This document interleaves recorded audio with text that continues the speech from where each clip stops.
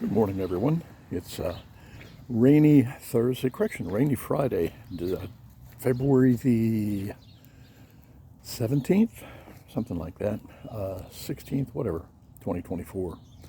And got a new cap on. Of course, it's backwards. It says, "I'm not old, I'm classic."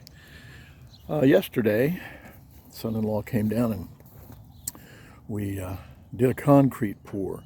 I think I had posted something in the past about expanding the front porch. Hopefully you can see that, and I'll get a close-up of it in a minute here. But we're also adding a water softener out here where the water comes in. The water comes in that black lidded thing there. That's where the meter is, and then here's the meter for the irrigation system. And so anyway, I created these, or built these filters, this filtration system, but it's still not enough. We still get some really nasty sand, some microparticles, I guess, in the house. So another day or so, I'll get the forms off of here. And because we had a 5-yard minimum, I ended up with a fair amount of extra concrete. You can see some there, you can see some here, and then when the guy washed out his truck, he washed it here on my driveway, and it's no big deal, all just gravel. And let's see here, turn this around. Okay, good. So anyway, the house is 69 feet all the way across the front, and I had manually done one section, the center section, 23 feet, 23, 24, thereabouts, and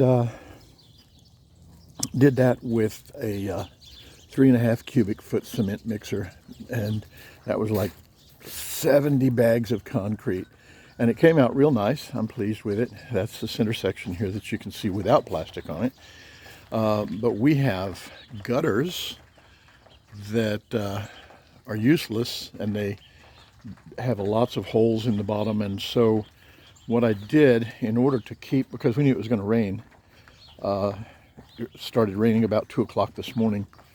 And so what I did was I covered the concrete with plastic to keep from getting holes. You can see where it's dripping.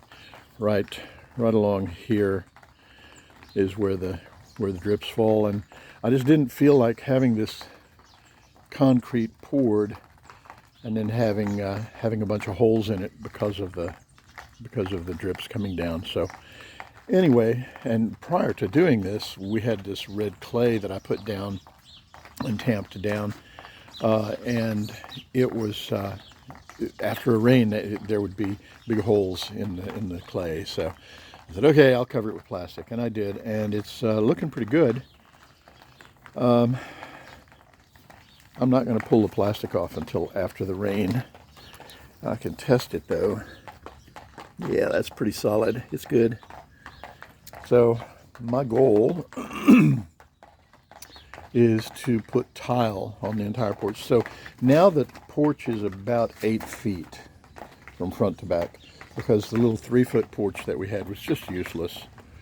So it'll be nice. It'll be nice. I've got, we're going to take these 6 posts. This is the first one here.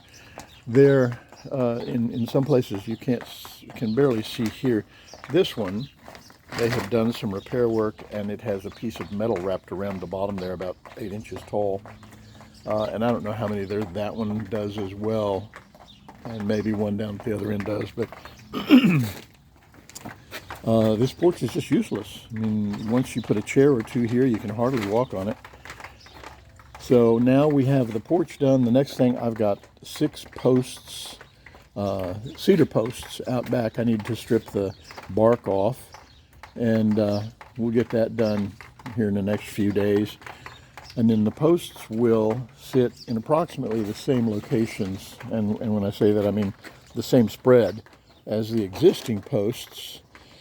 What I did in advance of doing this concrete was I put in 2-foot by 2-foot, 1-foot deep concrete pads where each of the posts is going to be.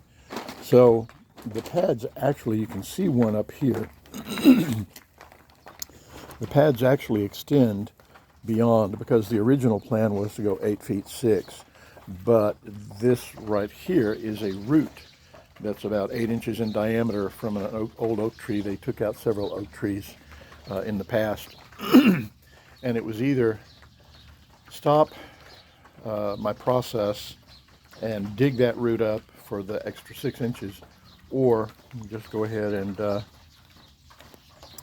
cut back to 8 feet. So we've got a total of 8 feet front to back here, and it's going to be nice. Then my goal is to put tile on it, and we've got to get these posts up here first. Yeah, that one has the metal on it as well. So 3 of the 6 at least. Oh, I see the last one down there also has metal on it. So 4 of the 6 have rotted and have had metal put on them.